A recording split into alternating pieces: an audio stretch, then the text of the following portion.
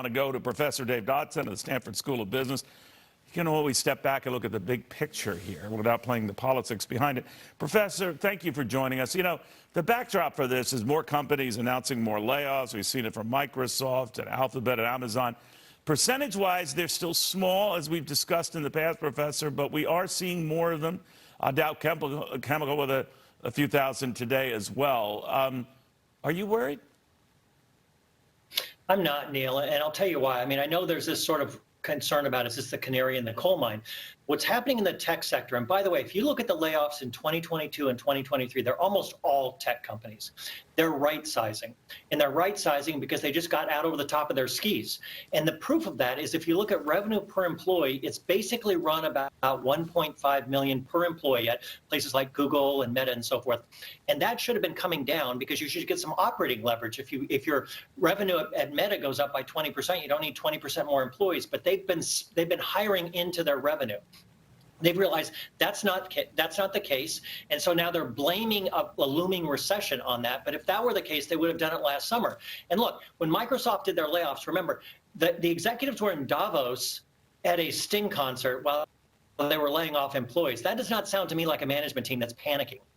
Unless they didn't pay Sting anything and figured, you know, you're a star of the past. But I could be wrong on that, Professor. But let me ask you a little bit about where we go from here, because there is a fear that some of these companies sort of copy other companies. They also try to keep their workforce down. But it defies what we're seeing out of average, you know, consumers. I know a lot of people, professors, say don't fight the Fed. I've been more saying don't fight the consumer.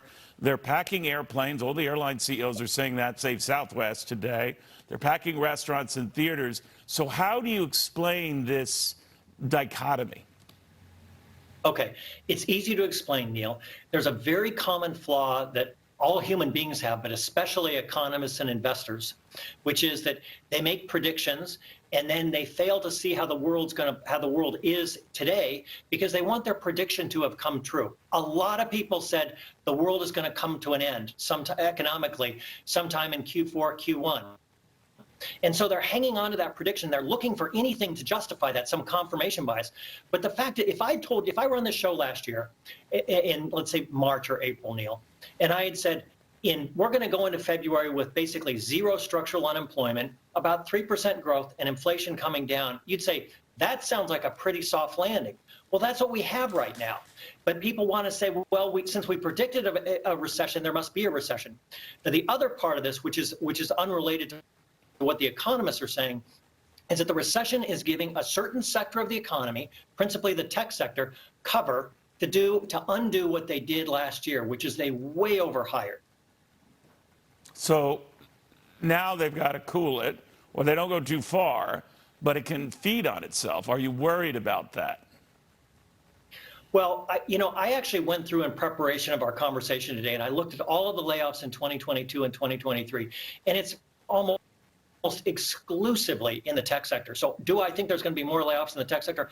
Absolutely. I actually don't think IBM would have done their layoff today if they didn't have all of this cover of all the other tech sectors. So, oh yes, make no mistake, everybody is going to take advantage of this opportunity in the tech sector. All right, and beyond, again, to your point, it's not exclusively at Dow Chemical today, better than 2000. That might be a worrisome trend, but we'll keep an eye on it. Professor, always good catching up. I appreciate it.